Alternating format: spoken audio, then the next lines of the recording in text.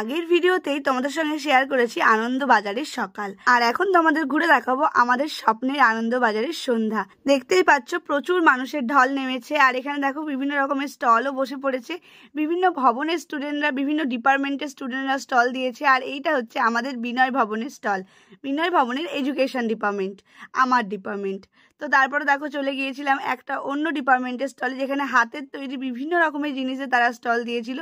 তারপরে দেখো খাদ্যান নেশি বলে একটা স্টলে গিয়েছিলাম, যেখানে চপ সিঙ্গারা থেকে নিয়ে হাতের তৈরি বিভিন্ন রকম জিনিসও সেল করছে। আনন্দবাজারের একটা মহৎ উদ্দেশ্য রয়েছে, সেটি হচ্ছে এই যত স্টল আছে সমস্ত স্টলের বিক্রয় যাতে লভ্যাংশ চলে যায় দুস্থ বাচ্চাদের জামা কাপড় ও বই কেনার জন্য। তারপরে এত খাবারের মাঝে আমাদের দই ফুচকা আমাদের টেনে নিয়েছে, তো আমরা 3 বন্ধু মিলে দই ফুচকা নিয়ে নিয়েছিলাম শেয়ারে, কারণ এখানে কিন্তু প্রাইস খুব বেশি হয় আর অনেক কিছু ট্রাই করতে হবে, তাই আমরা শেয়ারে খেয়েছিলাম। ছন্দ মিলিয়ে কবিতা হচ্ছিল, তো তোমরা শোনো।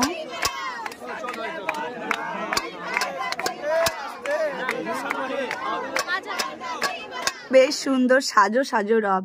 আর তারপরে আমরা চলে গেছিলাম পাঠভবনের বাচ্চাদের একটা স্টলে হিজিবিজি, আর সেখানে এই কিউটি পায়ের সঙ্গে দেখা হয়ে গেছিল। বাচ্চাটা এত কিউট, আর জিনিসগুলো খুব কিউট কিউট বিক্রি করছিল। তো ওদের স্টল থেকে আমরা খেয়ে নিয়েছিলাম এই পাপড়ি চাটটা, যেটা সত্যি খুব দারুণ ছিল। আমরা 2 প্লেট খেয়েছিলাম। আর এখানে দেখো উৎসবের আমেজ শুরু হয়ে গিয়েছে, বললে হবে মা আসছে, মায়ের আনন্দেই তো আমাদের এই আনন্দবাজার।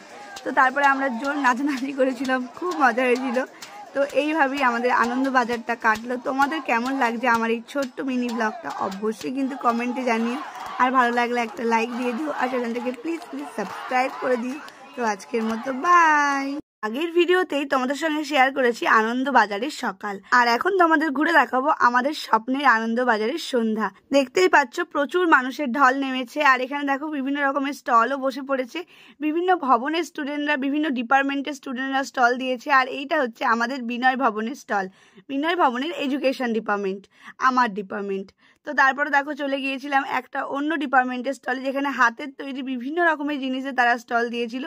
তারপরে দেখো খাদ্যান নেশি বলে একটা স্টলে গিয়েছিলাম, যেখানে চপ সিঙ্গারা থেকে নিয়ে হাতের তৈরি বিভিন্ন রকম জিনিসও সেল করছে। আনন্দবাজারের একটা মহৎ উদ্দেশ্য রয়েছে, সেটি হচ্ছে এই যত স্টল আছে সমস্ত স্টলের বিক্রয় যাতে লভ্যাংশ চলে যায় দুস্থ বাচ্চাদের জামা কাপড় ও বই কেনার জন্য। তারপরে এত খাবারের মাঝে আমাদের দই ফুচকা আমাদের টেনে নিয়েছে, তো আমরা 3 বন্ধু মিলে দই ফুচকা নিয়ে নিয়েছিলাম শেয়ারে, কারণ এখানে কিন্তু প্রাইস খুব বেশি হয় আর অনেক কিছু ট্রাই করতে হবে, তাই আমরা শেয়ারে খেয়েছিলাম। ছন্দ মিলিয়ে কবিতা হচ্ছিল, তো তোমরা শোনো।